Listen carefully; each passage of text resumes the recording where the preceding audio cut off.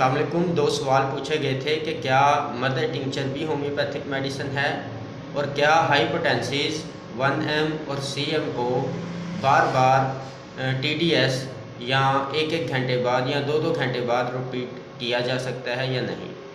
तो पहले बात कर लेते हैं मदर टिंचर की।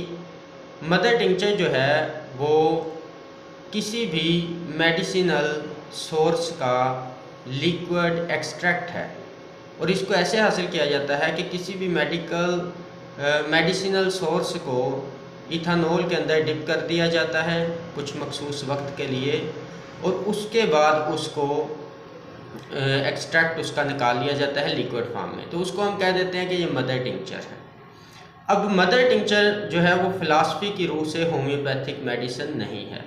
हाँ, अलबत्ता जब उस मदर टिंचर से पोटेंसी बनाई जाती है, जैसा कि 1x पोटेंसी, 2x पोटेंसी या उससे 3x पोटेंसी बनाई जाती है, तो वो होम्योपैथिक मेडिसिन्स कंसीडर होंगी और होम्योपैथिक मेडिसिन्स पोटेंसीज कहलाएंगी। लेकिन जो मदर टिंचर है, जो प्योर एक्सट्रैक्ट है, उसको हम होम्योपैथिक मेडिसिन नहीं कह सकते। अब मदर टिंचर जो है वो बेसिकली फ़र्स्ट फॉर्म है जिससे हम पोटेंसीज बना सकते हैं और पोटेंसीज बनाने के मेथड जो हैं वो डिफरेंट हो सकते हैं। अब दूसरा सवाल ये है कि क्या 1M CM वगैरह को हाई पोटेंसीज को बार बार रिपीट किया जा सकता है या नहीं। तो देखें, अगर हम हानीमन की फ़िलासफ़ी को देखते हैं तो हानीमन ने कहा था कि तबीब का पहला फ़र्ज़ ये है कि वो मरीज़ को शिफा दे, रिलीफ दे। तो दूसरी बात, अगर हम एग्रावेशन को भी देखें तो एग्रावेशन की थ्योरी को भी देखें तो मेडिसिन्स के एग्रावेशन भी होते हैं अगर उनको ज़्यादा मकदार में दिया जाए। तो इसी तरह हानीमन हमें ये भी बता गए हैं कि दवा को कलील से कलील मकदार में दिया जाए और बिला वजह या बग़ैर ज़रूरत के उसकी दोहराई ना की जाए। तो अब बात आती है हाइपोटेंसिस की। तो जैसा कि सभी जानते हैं कि हाइपोटेंसिस जो है वो गहरा असर रखती हैं, देर पर असर रखती हैं, तो इसलिए उनको बार बार रिपीट नहीं करना चाहिए, बल्कि एक खुराक देकर उसके असरात लेने चाहिए, उसके असरात देखने चाहिए। अगर वो एक खुराक काम शुरू कर देती है तो उसको बाकायदा टाइम देना चाहिए कि जब तक कि उसका काम मुकम्मल ना हो जाए या वो असर करना छोड़ दे, उसके बाद दूसरी खुराक दी जाए।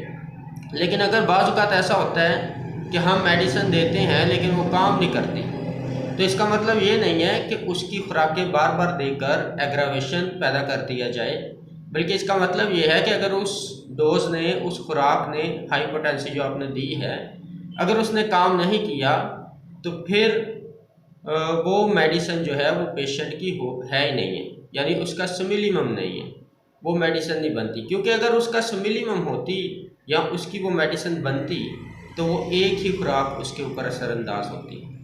लेकिन अगर वो असरअंदाज नहीं हो रही तो इसका मतलब वो उसकी खुराक नहीं है, तो फिर दोबारा केस टेकिंग करनी चाहिए और कोई और मेडिसिन देनी चाहिए। और एक्यूट केसेस में अक्सर ऐसा होता है कि बाज़ औक़ात अगर एक मेडिसिन काम नहीं करती तो मुआलिज को ये छूट है कि वो अद्वियात बदलता रहे तब तक जब तक कि वो मरीज़ सेहत याब ना हो जाए।